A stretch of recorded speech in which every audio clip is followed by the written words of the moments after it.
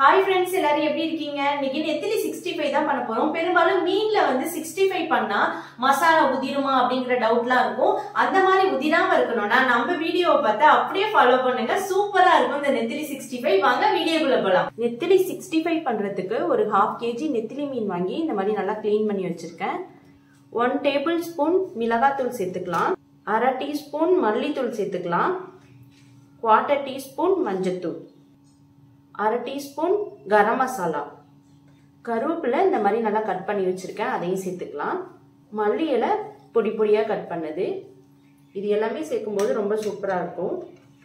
அரிசி மாவு 1 teaspoon, cornflour மாவு 3 டீஸ்பூன், இஞ்சி பூண்டு பேஸ்ட் 1 டீஸ்பூன், உப்பு தேவையான அளவு, நல்லெண்ணெய் ஒரு 2 டீஸ்பூன் எடுத்து வச்சிருக்கேன், இது சேர்த்தா ரொம்ப சூப்பரா இருக்கும்.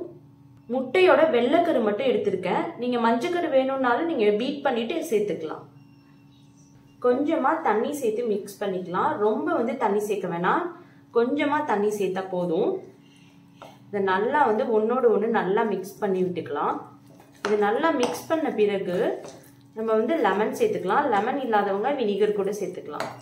எல்லாம் சேர்த்து நல்லா மிக்ஸ் பண்ணியாச்சு. கடைசியா லெமன் ஜூஸ் சேர்த்துக்கலாம். ஒரு 2 டீஸ்பூன் சேர்த்துக்கிறேன். இப்போ நல்லா கலந்து விட்டுடலாம். கடைசியா நெத்திலி மீன் சேர்த்துக்கலாம்.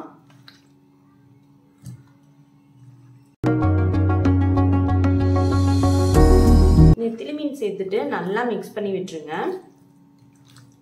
உங்களுக்கு சப்போஸ் வந்து கூடுதல் மசாலா வேணும்னா எல்லாத்தையுமே டபுளா இன்க்ரீஸ் பண்ணிக்கோங்க. இதுல உப்பு காரம் மட்டும் செக் பண்ணிட்டு நீங்க கூடுதலா வேணும்னா சேர்த்துக்கலாம். நெத்திலி மீனை நல்லா மிக்ஸ் பண்ணியாச்சு. நல்லா 1 மணி நேரம் ஊற வச்சுட்டு அதுக்கப்புறம் பொரிச்சோன்னா ரொம்ப சுவையா இருக்கும். இப்போ 1 மணி நேரம் ஊற வச்சு எடுத்துட்டு வந்துடலாம். 1 மணி நேரம் நல்லா ஊறிடுச்சு. இப்போ வந்து போட்டு பொரிச்சு எடுத்துடலாம்.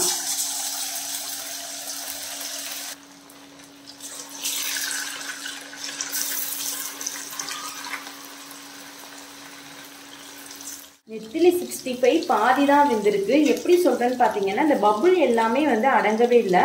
இது வந்து நல்லா பபுள் வந்து ஆஃப் ஆனாதான் நீங்க இந்த 65 ரெடி ஆயிடுச்சுன்னு அர்த்தம். இது வந்து முக்கியமான டிப்ஸ். நம்ம பாதி வேக்காட்லேயே எடுத்தோம்னா அந்த அளவுக்கு மொறுமொறுன்னு நல்லா இருக்காது. நல்லா குக் ஆகட்டும். 65 ரெடி ஆயிடுச்சு. ரொம்ப சூப்பரா இருக்கு. மேல உள்ள அந்த மசாலா எல்லாமே நல்லா உதிராம ரொம்ப அருமையா வந்திருக்கு.